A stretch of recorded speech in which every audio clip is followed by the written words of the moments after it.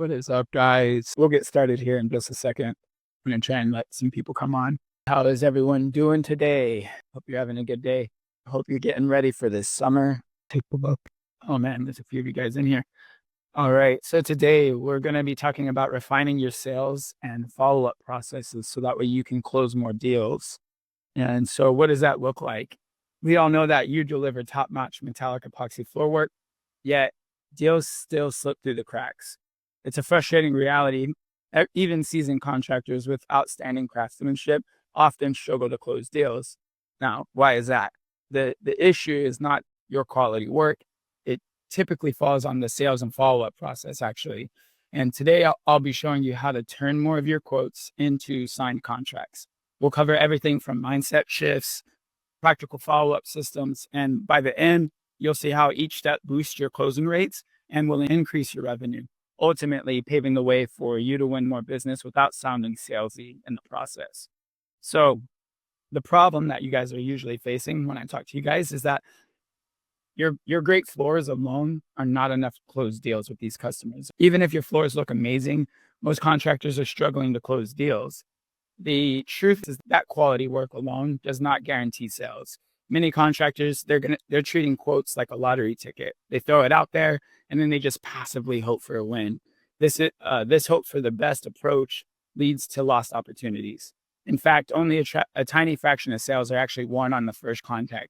And there's a ton of studies on this, but around 80% of deals, they require at least 5. I think the number is closer to 8 as the research has updated. But way too often, I keep seeing you epoxy contractors just give up way too early. Whenever I'm looking at what you guys have been doing, you typically only talk to them one time, maybe a second time. But after that first or second attempt, you just kind of quit following up. You get too busy with the floor.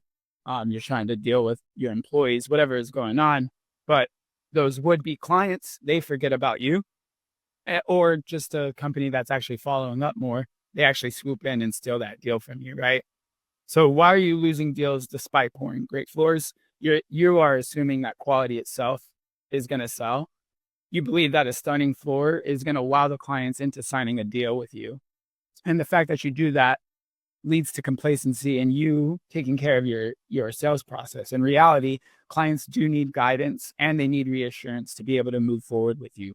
The other thing is that you lack a follow-up routine. Without a system in place, it's super easy to drop the ball, like I was just talking about there. A contractor might send a quote and then fail to check back in, which ultimately lets that hot lead turn cold. Like I said, you get busy on those floors, or maybe you fear being pushy, being way too pushy. I know many skilled tradespeople are uncomfortable with sales follow-up. You don't want to bother the client. So in the long run, you just stay hands off, right? And then you lose out to someone who does follow up. And what I see a lot of the times is you guys will say that it's because they went with a cheaper quote. And then I always love to put pressure on that because I just have to always ask, how do you know that? Because I know that you guys aren't necessarily asking them that. And maybe they say they got a cheaper quote somewhere else, but did you actually see that quote? Do you actually know that? And so oftentimes it's more so just the follow-up. These are just some of those things I see in the background, right? Or you have those time pressures that we keep talking about. When you're trying to juggle ongoing projects and the new inquiries together, it gets super hard to answer the phone while you're on the floors and doing all of that. So what ends up happening is when you're super busy like that and you're letting yourself feel all of that time pressure, you start to prioritize your current jobs that you're doing and the floors that you're doing over following up with leads, people that you've already quoted. And then what happens is you're unintentionally neglecting new business. And the main thing that you need to do is just recognize these pitfalls. That's the first step, right? So then how do you go about fixing all of this? Like I said a second ago, quotes are not lottery tickets. They're actually opportunities that need to be nurtured. Top contractors approach each quote as the beginning of a relationship, not just a one-off chance. This mindset shift is simple, but it's super powerful. You need to look at it like every single inquiry or quote is a lead that you paid for, and it is a lead that is worth consistently following up with, not just looking at it like it's a gamble and not just assuming that they will buy just because of how sick you are at dropping floors, right? Or because of how well you speak. Those are not going to be the things that make those deciding factors for the customers. Instead of thinking, I hope they call me back, you need to start thinking, how will I guide this prospect towards choosing me?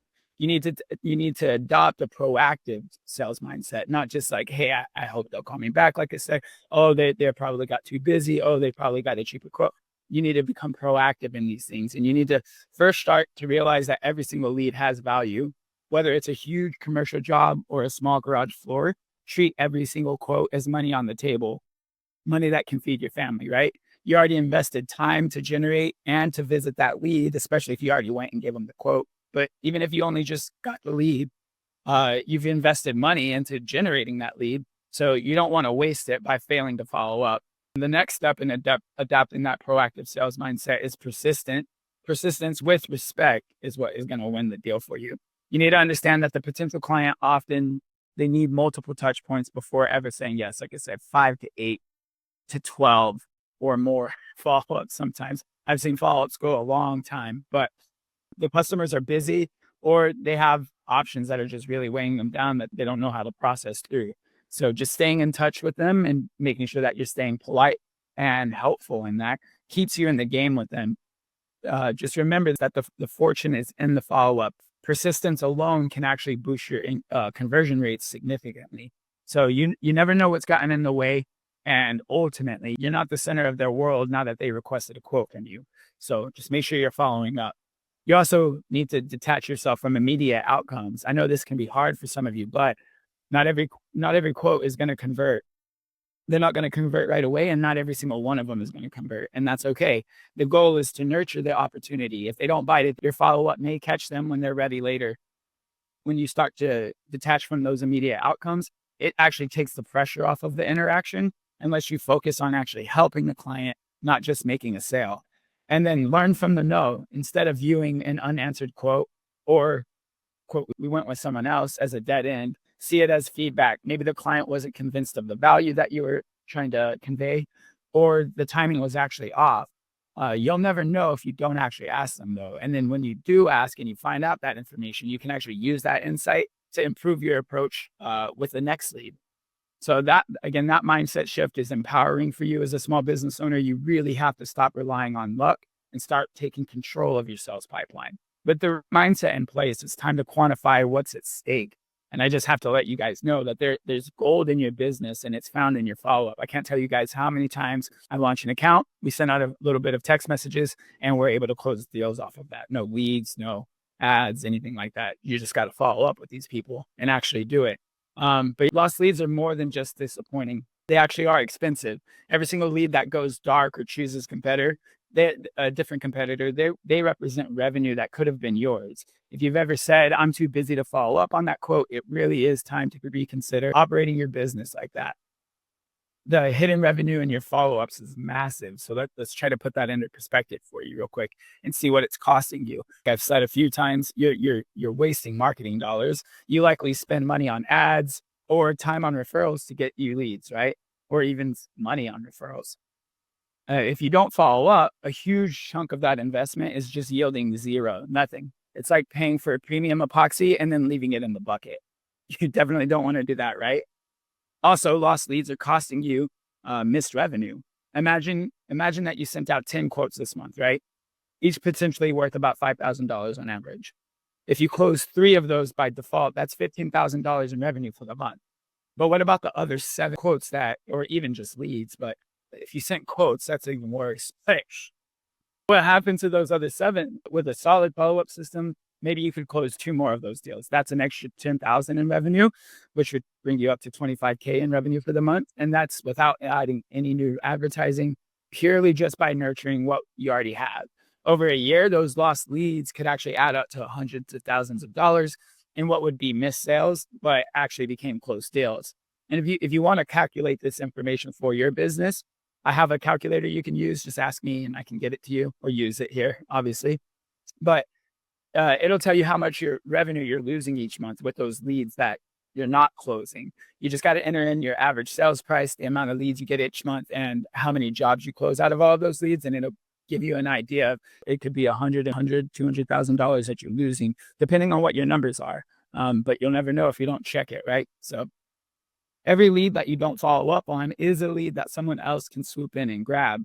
Consistent follow-up keeps you front of mind. So when the customer is ready to decide, your name is the one that they remember, not that quiet competitor, right? And if your close rate is stuck because of poor follow-up, your business ultimately is just not growing as it should. Improving follow-up directly boosts your close rate, which boosts revenue and profit. It's that simple and it's that critical. The bottom line here is that not following up is leaving money on the table, literally. One study even found that by making just a few extra follow-up calls, businesses could increase conversion rates by up to 70%. And that's huge. It means the leads that you thought were dead might just need a couple more touch points to turn them into paying projects. Understanding the cost of inaction should light a fire under you. So what's the solution? The solution is to stop winging it and to start systematizing it. So what's the deal with systems? Great follow-up is not happening by accident. It's actually running on a system. With the structured process, you will not rely on memory or mood to chase your leads. You'll actually have a repeatable formula that ensures that no prospect falls through those cracks, and it helps you locate bottlenecks in your business. Maybe your marketing sucks. Maybe you're terrible at sales. Maybe you need to answer the phone faster, but you will not know that if you're not tracking it. So here's how we build a follow-up system that consistently turns quotes into closed jobs. The first step is you got to be quick with your initial follow-up. You got to strike when the iron is hot, right? Contact those prospects, but not after you've deleted the quote, not right away, but you do need to follow up or touch base with them as soon as they come in. I talk about that all the time, the 5-minute rule, right? Once you've already sent them the quote, make sure that you're contacting them within 24 to 48 hours. And then just thank them for their time. Reinforce one key benefit that you offer that you guys had talked about and ask them if they have any questions going forward. They should be moving themselves along at that point. But when you do this, it actually shows that you're a professional and it helps you keep the conversation going while you're still fresh in their mind. And then don't leave the next step to chance. Before you end that first follow-up call or email, set a clear next step. For example, say, hey, I'll call you back next week to see if there's anything else you need. And better yet, just ask for a time to check in. Customers appreciate scheduled calls. 42% are more likely to buy if you call them back in an agreed upon time. So mark this date in your calendar or your customer relationship management system immediately. And then another thing that you can do is use multiple channels. You can mix up your follow-up methods to increase your chances of connecting with the lead. A structured plan might look like this. On day 2, you send out a phone call to thank them for the opportunity and highlight that one key value point, right? A couple of days later, on day 5, you send out a follow-up email that summarizes why your solution is ideal for them. You could even include a testimonial or a photo of a past project. If they want metallics, send photos of metallics. If they want flakes, send photos of that flake style that you did, right? And that just helps boost your credibility. And then let's say that they're not moving forward still. And day 10, another call or even just a text message, just checking in, just say, hey, just wanted to check in, see if you had any questions about that flooring quote we had sent over. Again, a couple of days later, this is where I really try to up the ante, but send a short personalized video message, or if you have somebody writing blogs for you, send a link to a blog post about maintaining epoxy floors or about the difference in why epoxy could be better for them instead of tile. Something that's useful that also keeps you on their radar, right? Don't underestimate the power of sending a video either. They're going to open it more than likely, so take advantage of that. And then let's say just one more week after you sent the video, if they still haven't said anything, just send them that one last final follow-up attempt. Just a polite message saying, hey, I'd love to work with you. If you're available to chat, let's get on the call, see what's holding you up, see if I can help you move forward, see if it's price, see what it is, right? By varying the phone, email, text, and even video, by switching those out, you're way more likely to hit the channel that the client actually prefers to talk to you on, and you're more likely to get a response. And it shows that you're willing to meet them on their terms. And then you also got to make sure that you're tracking every single one of these interactions, whether you use the CRM software or just a simple spreadsheet in Google Sheets or an Excel sheet. Log every single contact attempt and the outcome. Note what was said, any concerns that the client mentioned, and when to follow up next. This tracking is really gold. It's literally gold for your business. Note what was, make sure that you never forget a lead, and it lets you pick up on the conversation seamlessly. Last time we spoke, you were waiting on your bonus to move forward. Has that come through? You're waiting for your taxes to come in. Has that come through, right? Organization here at this part sets you apart from the competitors who are just winging it. So if you want to set yourself apart, do it. Be more professional than the next guy. And then also have a follow-up timeline that you've set and then stick to it. Decide in advance how many follow-up touch points that you want to do and over what time frame. For instance, you might decide to do 5 follow-up attempts over 3 weeks after a quote. You might do 5 in the first week for a new quote request that hasn't received a quote. You just need to make sure that you make this a standard operating procedure within your business. Just as you have a process for surface prep and epoxy mixing, have a process for day 1, day 3, day 7 follow-ups, etc. Consistency is key, even with your floors, but also in this. Remember that most sales happen after multiple touch points, so don't stop too soon. If after your plan sequence runs through and the prospect still is not responding, put them into a long-term nurture list, which is where you would be able to reach out every few months or so. A system doesn't mean robotic. That's one of the key things. You need to make sure that you're personalizing these follow-ups and adding value each time. So again, it's not robotic. You want to make sure that every single follow-up touch point should feel personal and valuable to the client. Reference your previous conversations or something specific that they mentioned, like a fancy garage gym that they want to set up on the new floor. Maybe that they have some kind of event coming up that they're trying to get ready for. Share information that helps them, such as maintenance tips or a color suggestion based on what they liked. And then I do have a pro tip here. You can go ahead and get ahead of your objections in your follow-ups. And this is a way that you can personalize and add value. Because ultimately they're going to want you to push them through the sales process. They reached out to you. They want you to convince them they want to pay you. So add that value by getting ahead of those objections. And I like to send a message that says, hey, there's a few reasons why people typically don't move forward. Either the price is too high, you don't have enough information about what we can do, or you have a lower quote, better quote from someone else. We can work with any of these to get you the best experience. Which one is it for you? And again, just for example, let's say it's not the price or they have another quote. They just don't have enough information. Do you think that text message, that follow-up is more valuable than just saying, hey, are you good? Hey, are you ready to go? Hey, I was just checking in. All of that is just so lame and surface level, right? You're just saying, hey, are you ready to buy every single time? And you're not really building trust or demonstrating your expertise at all. And so you want to do that automatically leads into where you want to make sure that you're using these tools wisely. You want to do automation with a human touch. You can leverage technology to help you stay consistent 100%. But if you have a lot of leads, really, ultimately, you just don't want to fully automate everything. Whenever you have a super generic auto email, that can never replace a genuine phone call or a tailor-made message. And we'll talk a little bit more about balancing automation with the human element later on. But the goal of tools is really to support your system, not replace your personality, not to replace you, not to replace your salespeople, not to replace sending out estimates, none of that. It's just to get you to not have to stress so much. With a solid follow-up system in place, you'll be catching leads that used to get away.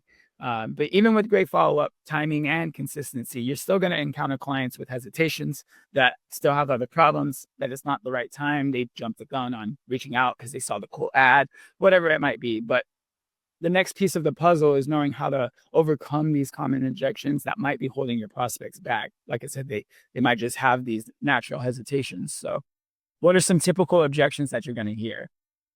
Even when you follow up like a pro, potential customers are still going to have concerns like we just mentioned, regardless if they bring it up or if they leave it unvoiced. Anticipating these objections and addressing them confidently is what turns these fence setters or tire kickers or window shoppers into customers. So let's go over some frequent buyer hesitations in the epoxy world and how to counter them without sounding defensive or pushy. The biggest one you guys get, your price is too high. So why are you hearing your price is too high? It's either sticker shock or they've received a cheaper quote elsewhere and they don't see the difference in the value between the cheaper quote and your quote.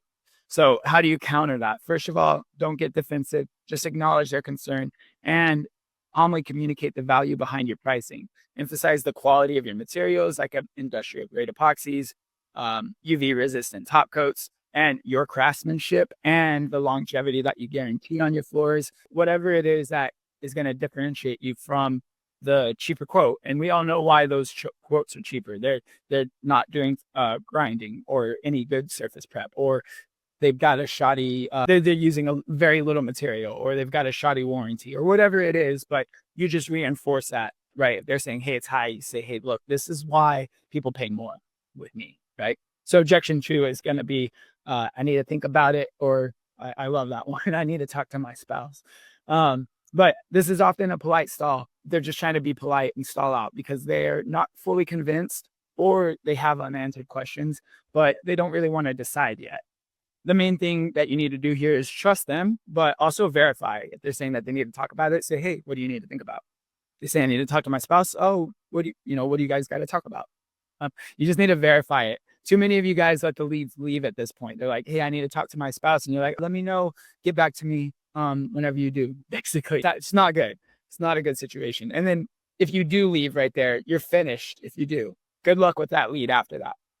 You in the end, to counter that, they need to talk to their spouse. Just respect their need to consider. You never really actually know if they do need to consider it. So you don't ever want to try to force an immediate decision on them. Never try to force it, but just ask them questions. Ask if there's any specific concern that you can clarify while they're thinking it over. That's why you're there in front of them at their house, giving them a quote. So that way you can help them think about what they want to do, right? Or you can ask them something like, what if your spouse was here and they loved the floor? Would you be ready to move forward? Or is there something that would still be holding you back? That's my favorite question, because sometimes that's going to actually prompt them to share their real hesitation, not that they need to talk to their spouse. Maybe it's price, or maybe they'll say something like, we were considering doing tiles, but we're not sure which is going to be better. And then address whatever concern it is that they reveal. If the spouse or partner needs to be involved, you can always offer to hop on a quick call with both of the decision makers there to answer any questions that they might both have, right? That's why you're standing in front of them after all, like I said. And then always end the conversation by scheduling a follow-up like we talked about earlier. This way you respect their process, but also ensure it doesn't fall off of the radar in the long run. Another huge one that you guys are always getting is, I got a cheaper quote from someone else. If you hear this, the client is price shopping and they're trying to weigh their options and maybe using the info to see if you'll price match. Acknowledge the realities. Say, hey, I know there's a lot of cheaper quotes out there. There's a lot of guys that are quote cheaper than me. Let me show you why you're more, right? So rather than bad mouthing your competitors, focus on what sets you apart and explain why your customers pay more with you. This could be your specialized experience in metallic epoxy versus being a generalist who just does all kinds of floors, stamped concrete, stain. And I can also do metallics, right? Or your warranty or your guarantee. Or your customer reviews. Some of you guys have some stellar reviews and you need to be showing those off a lot more. Or even just aspects of your service, like your thorough prep work, the fact that you go above and beyond on your moisture testing. When you highlight your quality and your credibility, you're giving the customers reasons beyond price to actually choose you. So you just got to speak to it is usually the problem. And a lot of you guys a lot of the guys I work with tend to be, they just don't want to talk about it. It's what it seems like. I'm not sure, but you guys just have to communicate your value. That's the whole sum of it, right? Another huge objection is that they're just not sure if epoxy is the right choice, whether they're thinking about tiles, maybe they're thinking about stained concrete, maybe they're just thinking about putting some carpet down, whatever it is. Maybe they're just unsure about epoxy's performance. So what you need to do is become an advisor. You ask them what they're concerned about. Is it the durability? Are you concerned about the appearance? Or are you concerned about the maintenance? And that's why I laugh about carpet. It's like, or any of those. It's really, it's like epoxy does a lot of wonders. I know you guys know how to speak to the benefits of epoxy, the waterproofing aspects and cleanliness aspects, the durability. And I personally think epoxy looks better than a lot of floors do, a lot of floor options. So from there, once you've asked them if they're concerned about the durability, appearance, maintenance, then you can provide education and reassurance on those things. Tailor your response to their specific worry. By educating, you build trust in your services. You're showing that you care and that you care about finding the right solution, not just trying to make a sale. So mastering those objection handling techniques should give you the confidence that you can address buyers' fears head on from now on, right? By preventing objections is just as important. A lot of that comes down to how you're communicating your value and quality from the start without sounding like a slick salesperson. So how do you communicate superior quality without sounding pushy? We all know your work is superior, but coming on too strong about it can also turn off prospects, right? The goal is to educate and inspire confidence, not boast or badger your leads. Think of it as showing not just telling. Here's how to communicate your quality and value effectively during follow-ups and initial calls while keeping the tone friendly and authoritative. Position yourself as an expert advisor rather than a salesperson. For example, when you're following up, share quick tips or insights. By volunteering such insights, you actually demonstrate knowledge and you subtly point out that the quality differences without directly knocking anyone down, like your competitors, right? The prospect learns something useful and then associates you with expertise and with honesty. That's where you shoot yourself in the foot whenever you're talking down on your competitors. So you want to stay away from that. They start to look at you as dishonest, which might sound weird, but that is what's happening in the background. You can also use stories or testimonials instead of saying, hey, our work's the best. Let your past customers say it for you. We then short success stories during a follow-up. Storytelling is engaging and it proves your quality through real world examples. It doesn't come off as bragging. It comes off as experience. Similarly, mention if you have review highlights, like, hey, a lot of our customers mention the attention to detail in our reviews, and we take a lot of pride in that. Saying something like that, it helps back up your claims. And most of the time, like I said, you just need to communicate it to them or maybe show them, right?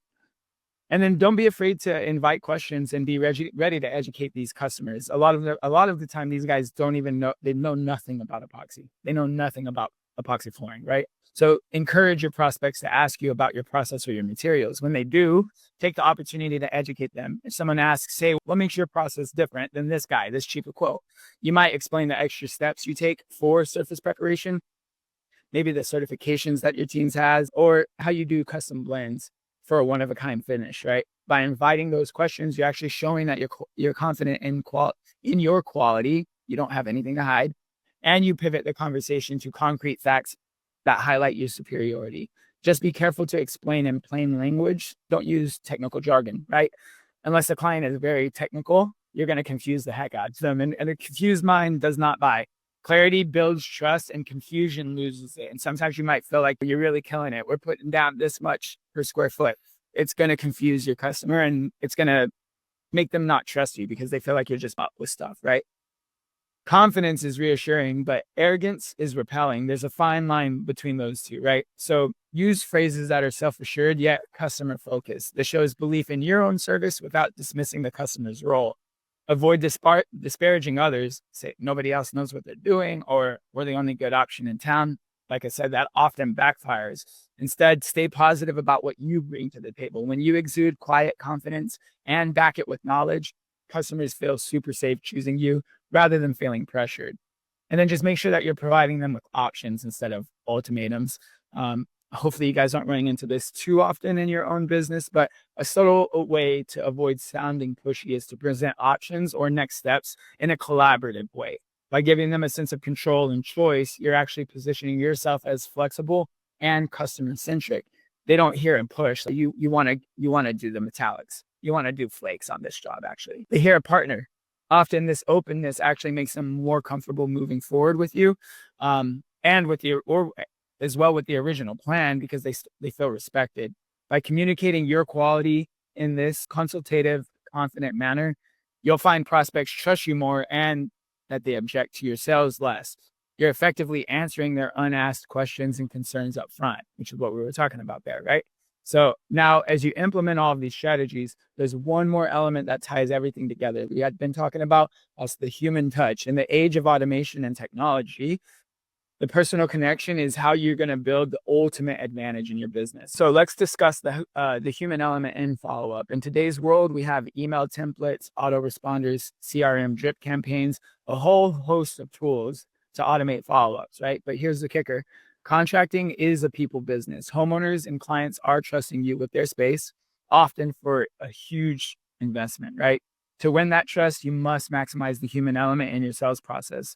This means using strategy and empathy first and automation as a support. I already gave you guys an example of what my automation message sounds like, what those messages sound like, but here's a breakdown on how you do it yourself. So be human and sound human. This seems obvious, but it's definitely worth stating. Make sure that every single touch point when you're sending these follow-ups, automations out, make sure that each one feels like it's coming from a real person because ultimately it is. Use the client's name, mention something specific that they told you.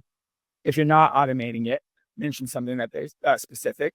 And use personal details if you can. That shows that you listen and care, that you remember them.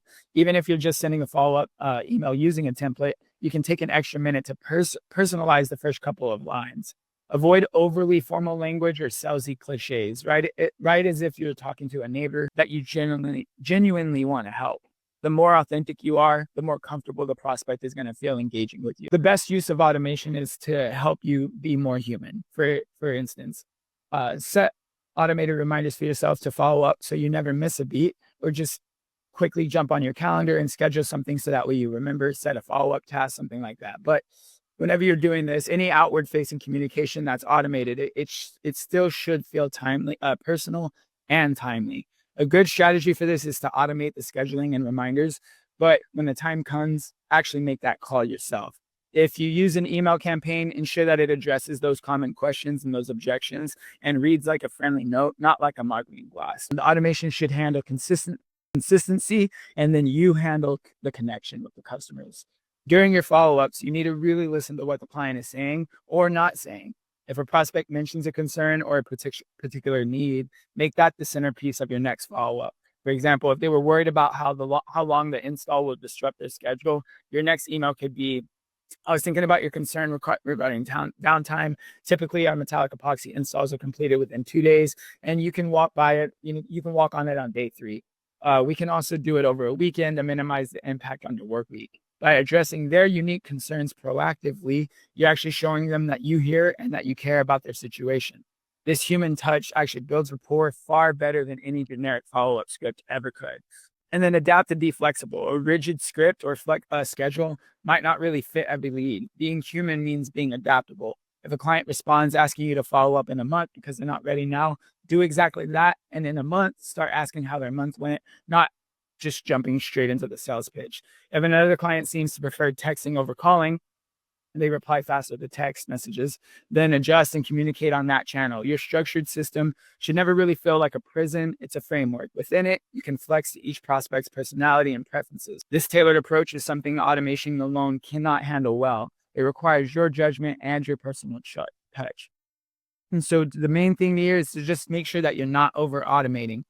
You need to focus on quality over quantity all of the time. Yes, sending 10 follow-ups might statistically increase your conversions, but there's a point of diminishing returns if those follow-ups feel spammy. Better to have 5 well-thought-out, genuine touches than 15 canned messages that are going to annoy your prospects. Always ask yourself before a follow-up, is this providing value or care to the prospect, or just serving me?